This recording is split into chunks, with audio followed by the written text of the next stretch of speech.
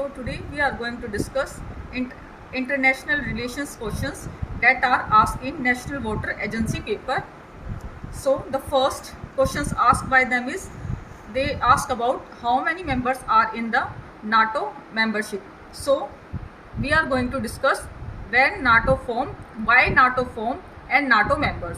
The NATO is a North Atlantic Treaty Organization, also called the North Atlantic Alliance, is an intergovernment military alliance. ये intergovernment military alliance है between 31 member, 31 member हैं इसके, और इन सब ने मिलकर intergovernment military alliance बना रखी है, एक संगठन बना रखा है मिलिट्री अलायंस का, जिसमें 29 यूरोपियन कंट्री हैं और 2 नॉर्थ अमेरिकन कंट्री हैं. It is A inter government military alliance. ये इंटर गवर्नमेंट की मिलिट्री अलायंस है जो बेस है नॉर्थ अटलांटिक ट्रीटी पर, जो एक ट्रीटी पर बेस्ड है, नॉर्थ अटलांटिक ट्रीटी पर, जो साइन हुई थी 4 अप्रैल 1949 को. नॉर्थ अटलांटिक ट्रीटी साइन कब हुई थी? 4 अप्रैल 1949 को. कितने मेंबर है इसके? टोटल 31 मेंबर है, जिसमें 29 यूरोपियन कंट्री हैं, 2 नॉर्थ अमेरिकन हैं. नाटो का हेडक्वार्टर कहाँ लोकेटेड है? बोलवर्ड लियोपोलैंड में लोकेटेड है, in the city of Brussels. कहाँ पे लोकेटेड है? ब्रुसेल में लोकेटेड है. ब्रुसेल कहाँ है? बेल्जियम में है. जो सुप्रीम कमांडर, जहाँ पे द सुप्रीम एलाइड कमांडर का घर है, जहाँ पे वो रेजिडेंस है, जहाँ पे उनका. अब नाटो की फॉर्मेशन क्यों हुई थी? नाटो की फॉर्मेशन हुई थी to safeguard the freedom and security of all. Safeguard करना फ्रीडम को. And why NATO form? NATO का फॉर्मेशन क्यों हुई थी?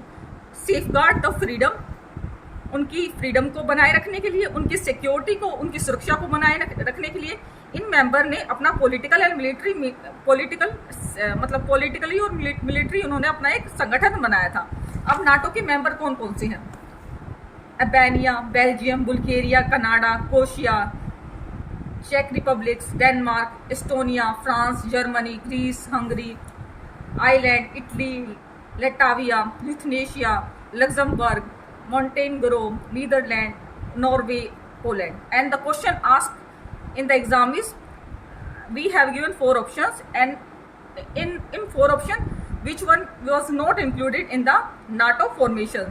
And the answer to that question was Ukraine. Ukraine was not included in the NATO force. And much more members are Portuguese, Romania, Slovakia, Spain, Turkey, the United Kingdom, the United States. They are the member of the NATO. The next question is, UN climate change conference took place from 6 to 20 November. UN climate change की जो conference थी वो कब से कब तक हुई थी? 6 नवंबर से 20 नवंबर तक हुई थी. कहाँ हुई थी? शर्म अल शेख, इजिप्ट में हुई थी. इसने क्या किया था?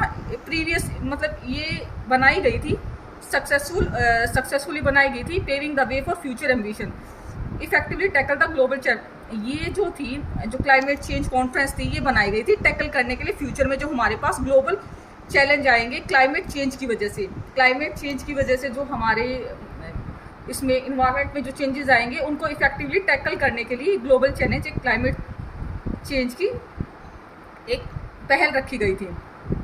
The next question is, Donetsk and Luhansk administrative regions in Donbas. 2 region हैं, Donetsk and Luhansk. ये एक प्रशासनिक रीजन है. डोनबस में आर सेपरेटेड, ये सेपरेट कर दिए गए हैं ये region. Which of the following countries from, ये रीजन सेपरेट कर दिए गए. ये कौन सी कंट्री के एक पार्ट थे? तो ये Donetsk और Luhansk are 2 state located in eastern Ukraine. ये यूक्रेन में लोकेटेड थे और विच शेयर से बॉर्डर विद रशिया, वो जो बॉर्डर के साथ, रशिया के साथ बॉर्डर शेयर करते हैं. तो ये जो प्रशासनिक रीजन थे जो डोनबास में, ये सेपरेटेड रीजन थे, जो ये इन्होंने यूक्रेन ने 2 भागों में डिवाइड कर रखे थे. अब पूछा गया था पेरिस एग्रीमेंट रिप्लेस. जो पेरिस एग्रीमेंट है उसने किसको रिप्लेस किया है? क्योटो प्रोटोकॉल को. क्योटो प्रोटोकॉल क्या है? International treaty design to curb the release of green house gases. जो ग्रीन हाउस गैसेज जो रिलीज होती है, जो हमारे क्लाइमेट को चेंज करती है, जिससे ग्लोबल वार्मिंग जैसी सिचुएशंस क्रिएट होती है, पेरिस एग्रीमेंट को उसने क्योटो प्रोटोकॉल ने रिप्लेस किया है. And now the next question is, in which of the following cities, कौन सी सिटी में the headquarter of the inter government panel और climate change, inter government panel government का जो स्थापित किया गया है क्लाइमेट चेंज का जो है, and inter government body of responsible for advancing knowledge on human induce climate change located.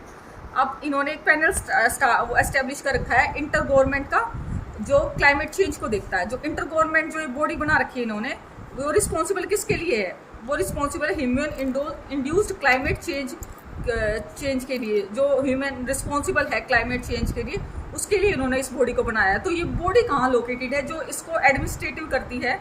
तो ये बॉडी लोकेटेड है जेनेवा, स्विट्जरलैंड में। And the next question is when a country faces serious medium term balance of payment issue assist through an extended fund facility.